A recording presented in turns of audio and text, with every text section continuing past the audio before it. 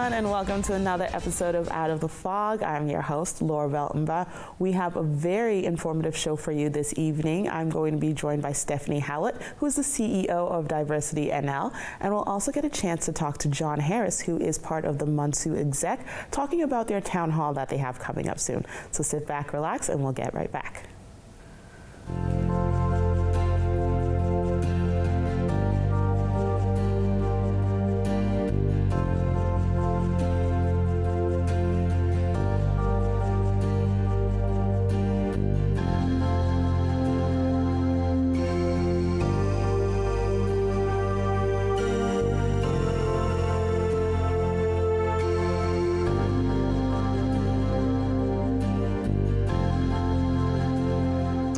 Welcome back, everyone. I'm now joined by Stephanie Howlett, who is the CEO of Diversity NL. Stephanie, thanks for joining me. Oh, it's my pleasure. Thanks for having me. I'm so excited to have you because you and I have gotten to know each other a little bit in the diversity, equity, and inclusion and belonging space.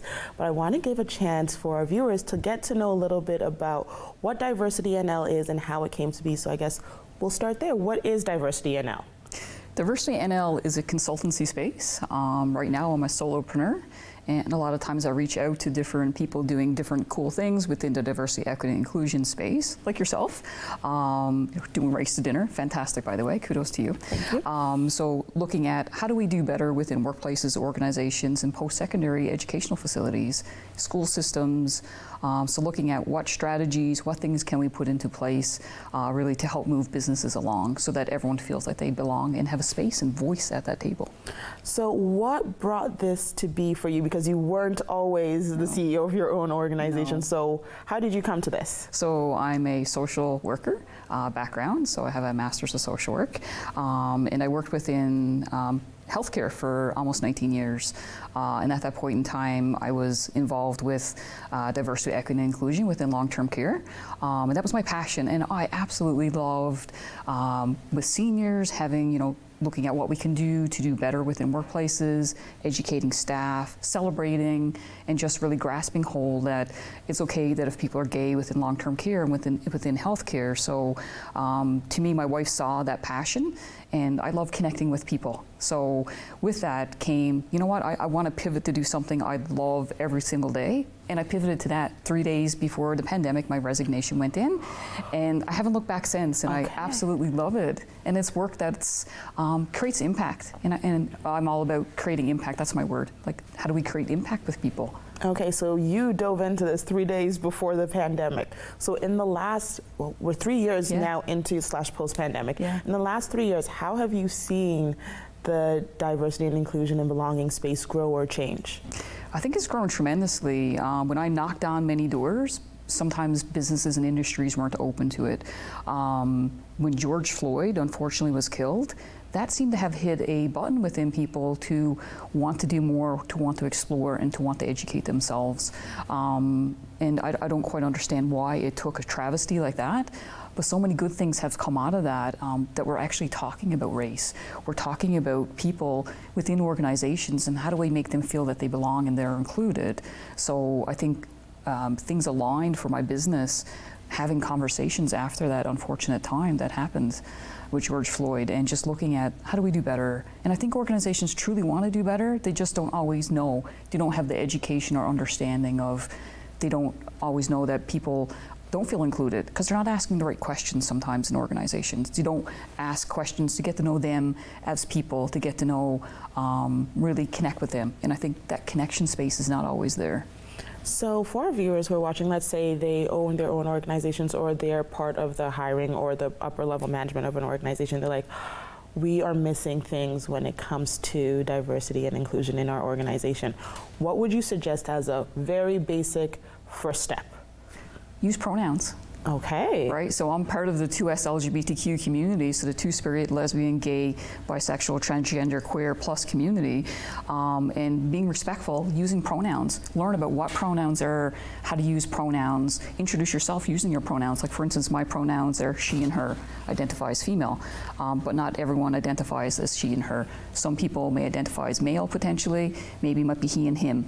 They might identify as non-binary or transgender, and they may have different pronouns like potentially eventually they, them, and their. So just getting to know what pronouns are, how we use them, and making that normalizing really that process within your organization. That way everyone feels safe. It's that safety factor. Okay, so like something as simple as pronouns or like changes in language can be a very easy stepping stone into working towards a more inclusive space within workplaces. Absolutely. Okay. And it's easy. Yes, that's true, because like we're used to using pronouns, so shifting that to making sure we're creating spaces for people to feel comfortable with who they are and the way they show up is very important for other people as well. Absolutely. So if you're cisgender, you identify as the way you're born. If you're part of, that community, so, and if you're straight, it makes it easier for those who aren't straight like me to come. Like I always have to come out. I can't tell you how many times I came out. I was being gay, being lesbian, being queer within the workspaces I was in. So it just makes it easier for people to be people. So that whole normalizing process. So if you're a CEO and you're a leader and you're a manager, truly you're the ones that should be leading this charge. Okay. You're the ones that should be saying like, hey, yeah, we should be doing this, and putting that in your signature, because you don't risk anything. It's very true. There isn't a risk if you are in the position of power and you're typically the people who've been respected throughout that situation. That's very important for people to know. So over the last 3 years you've been doing this work, what have been some really key moments that hit you like right here and you're like, this is why I do it, for this either aha moment or this change in culture? There's been a couple of those, actually, and I'm not saying it just because it's you, but when you tell the story about your son and the reason why you formed and want to be part of the advocacy movement within Newfoundland and Labrador, that struck me as an emotional chord. Working with some organizations where their leaders got back messages from their staff members saying, I can't believe that we're doing this. Like, we are doing this. We're starting to look at how we're moving our organization forward by using pronouns, by getting education, by working with Diversity NL and other organizations as well.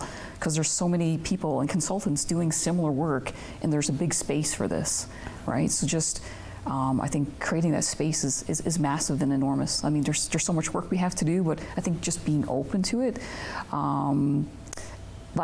This week I had a phone call from someone that we had a conversation.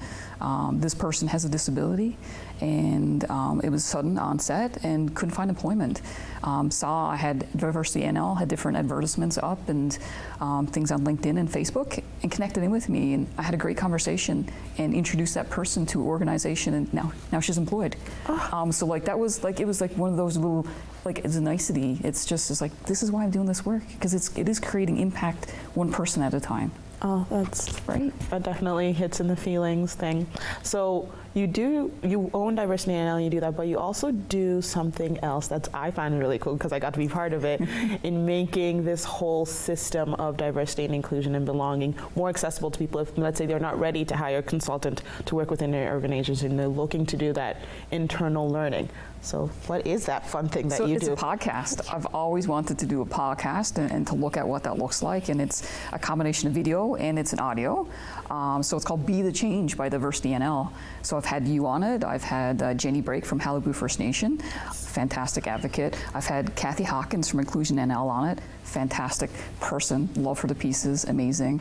I've had my wife on it. That was the first one I did, was with my wife, Carol Bartlett, right? So it's just exploring partnerships, exploring, us as business people and what that looks like for us in our lives, and just, and I plan to have allies on it and people from all different places and spaces, just so we can explore what that looks like and how they're making a change within our beautiful province of Newfoundland and Labrador. And that's important to me, because not everyone can afford to have consultants in, but everyone can afford to listen to a podcast. It's free. That's absolutely true. So as you've built this podcast and you're beginning to connect with different people, what have you really enjoyed? Like, I know you've always wanted to get into podcasting, but like, what learnings have you taken in with some of the guests you've had? I love hearing stories. And I think as Newfoundland and Labradorians and people in general, we love stories and what stories are all about, and getting to know what their passion is and what that piece of, and there's always a tidbit of information. You said to me, and when we had our podcast, Google. Right? Like Google is free, and it is, and people just expect others to educate them. But like, no, we have our own educations to do on different things, and we should be educating ourselves on bits and pieces of cultures and backgrounds and organizations. And that's, truly important. right? So as we move into the future and we'll hopefully see more diversity come into Newfoundland and Labrador and just see the world open up a little bit more, what is your hope and view for how Diversity NL moves forward in the next few years and how you see the diversity and equity space change? I would hope that more organizations are inviting towards consultants and people like me, inviting us in to have conversations, creating safe spaces for everyone. And that's truly important because in your organization, if you don't create a safe space, you're gonna have people come and go. And we know that getting talent is really hard, and talent acquisition and recruitment, and it's expensive. So keeping people is tremendously hard. So if you create that safe space up front, people are more inclined to stay. So when we're looking at the business case, as we do all the time, so why should we have diversity, equity, and inclusion? If you have 39% higher customer satisfaction, like you have 40% customers are more satisfied, why wouldn't you do this? Like, it makes complete sense, right? If you have 22% higher profitability, 22% higher engagement, like, these are all big numbers, but unfortunately people don't always look at, because they're always thinking bottom line is going to cost me a lot, but it costs more when you don't look at these things. That's very true. So I have one more minute before I let you go. If you want to leave one parting note to everyone watching, what would it be? Be open, create safe spaces, and get to know people. I think that connectivity, invite new people to coffee, get to know them on an individual level, and get to know what's important to them, because that's what keeps people. It really does keep people, and having that respect in workplaces is so important.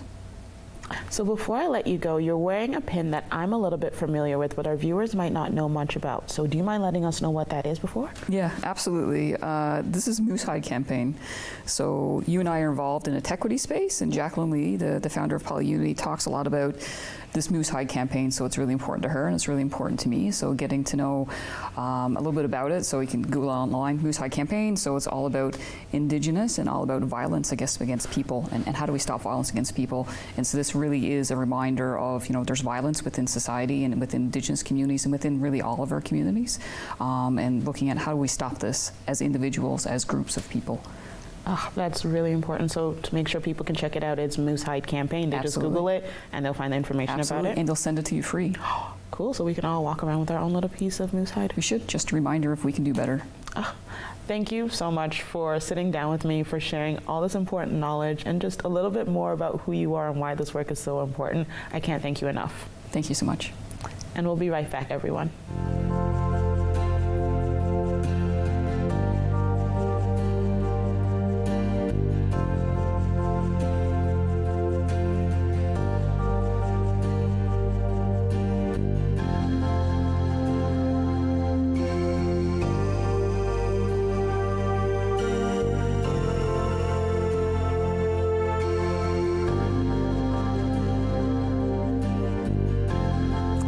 Welcome back, everyone. I'm now joined by John Harris, who is part of MUNSU's exec. So John, thank you for joining me. Thank you so much for having me, Laurabel.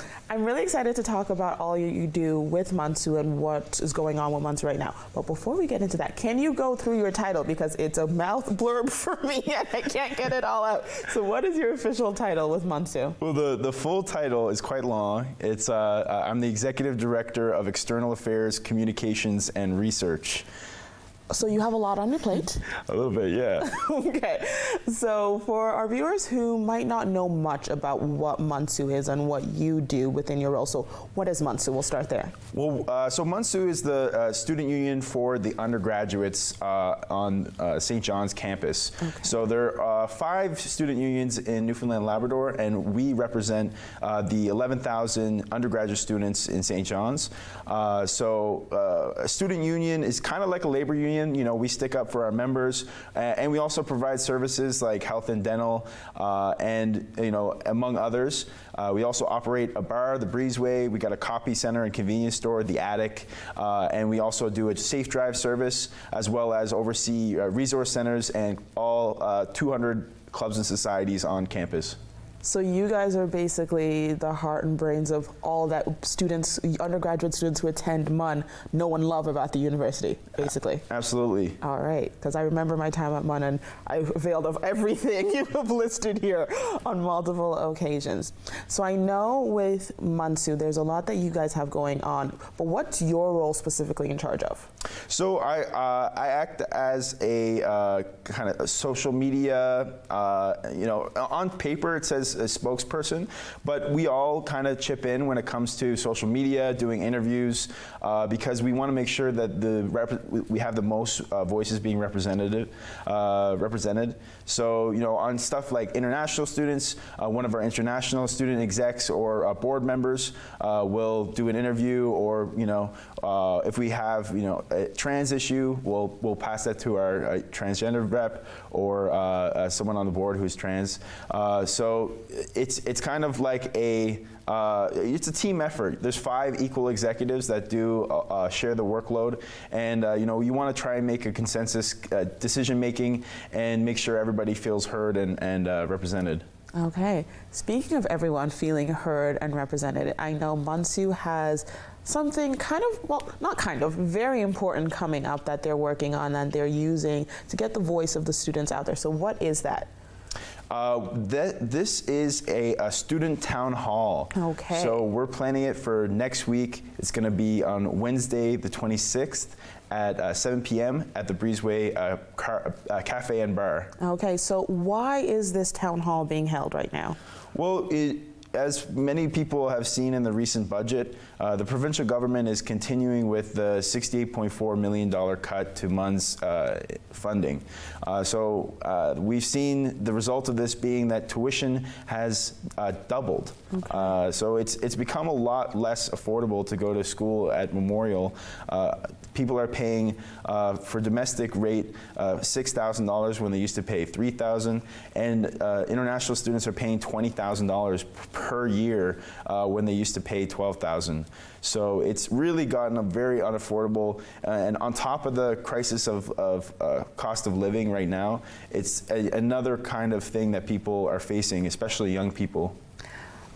Spitting out those numbers is a lot for my mind to comprehend, because when I attended MUN, you were coming here to attend one of the most affordable universities and get an excellent quality of education as well. But now it seems, as time's going on, you're getting the same level of education, but it's becoming more and more unaffordable and making education, which I know MUNSU stands for as a right, less and less accessible for people. Absolutely. And I mean, you have many families with several kids, parents want to save up for their kids' education.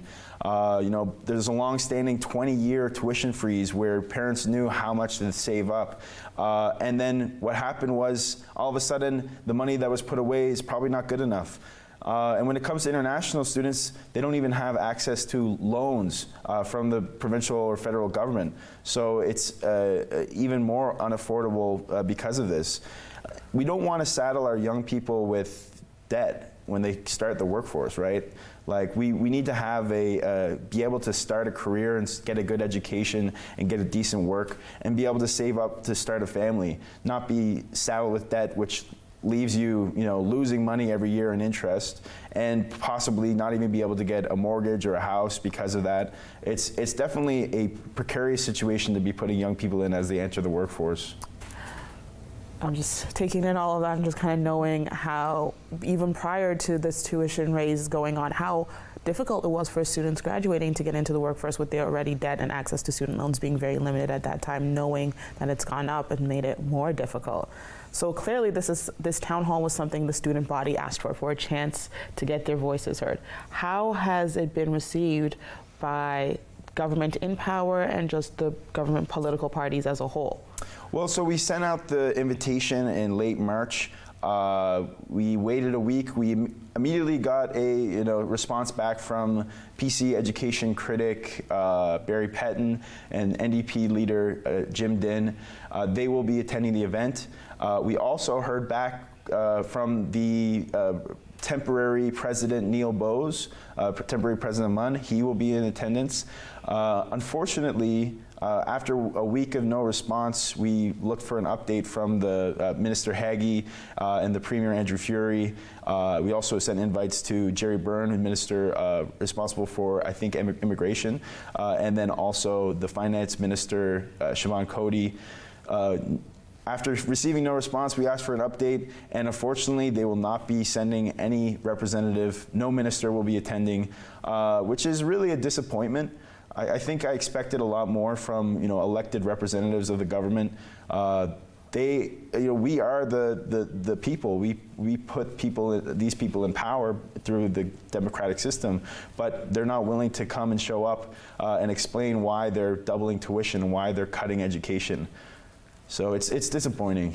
So yes, absolutely agree with you. That is clearly disappointing. How is the student body responding to the fact that the powers that be aren't even taking the time to hear them out and see how they feel about the decisions they've made and how it's impacting them? I think it's a little bit of a shock for some people. We've heard that people are very disappointed that they're not even gonna show up and show their face on campus.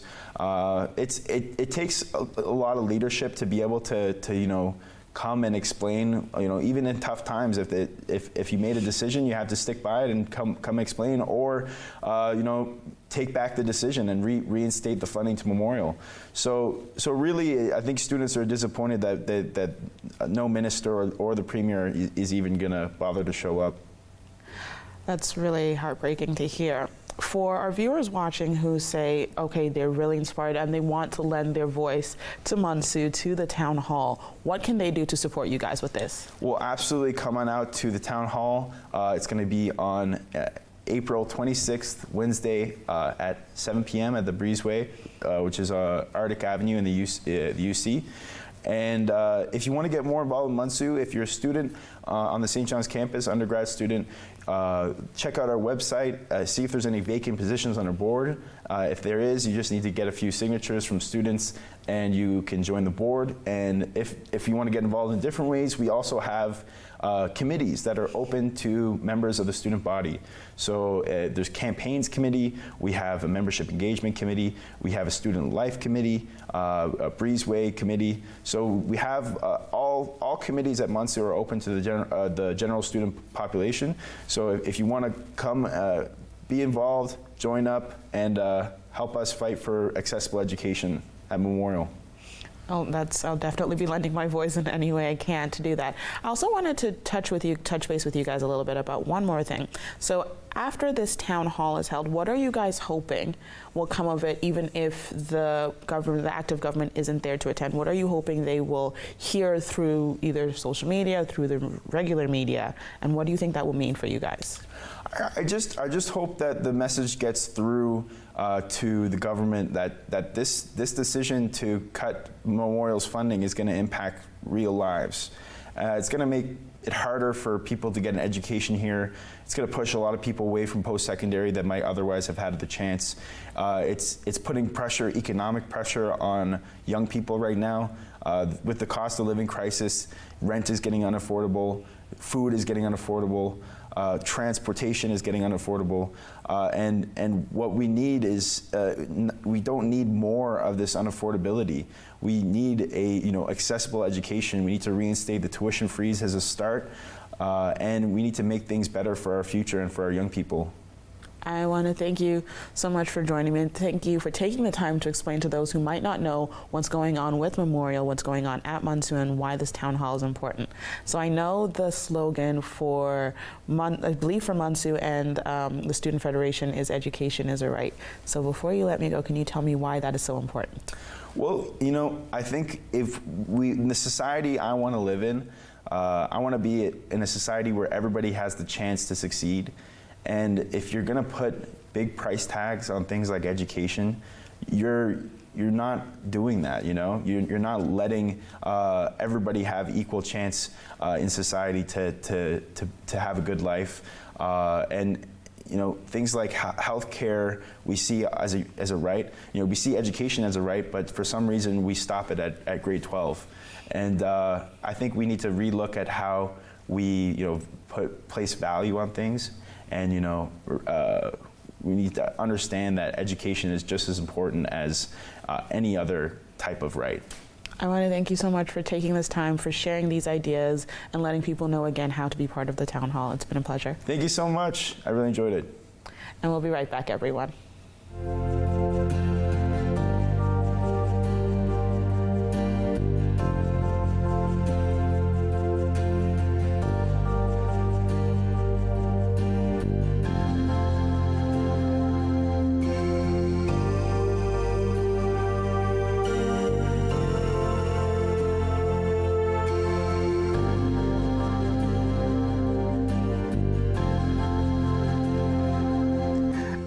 To give a very special thank you to my two guests for joining me today. It was absolutely so insightful to sit down and talk with Stephanie about what exactly diversity, inclusion, equity, and belonging mean within our province and how organizations can get involved in that.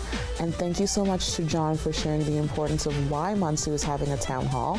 If you're looking to be part of this town hall and you want to show up, please make sure to check out the MUNSU website or check MUNSU out on Facebook. Thank you so much, everyone, for tuning in and letting me into your living rooms once again, and we'll be back next time.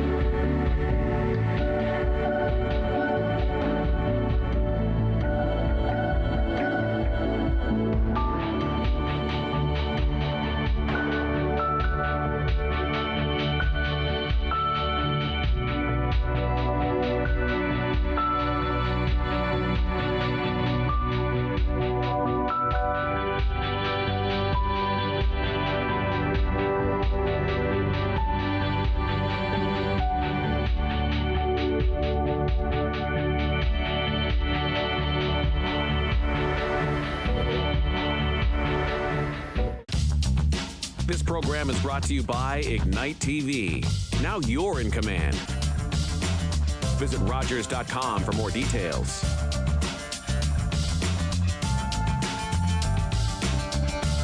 If you have a comment about this program, we'd love to hear it. Email or call us, or send us your feedback through social media. Do you worry about how much someone drinks? Do you feel angry or depressed most of the time? Do you feel neglected or unloved?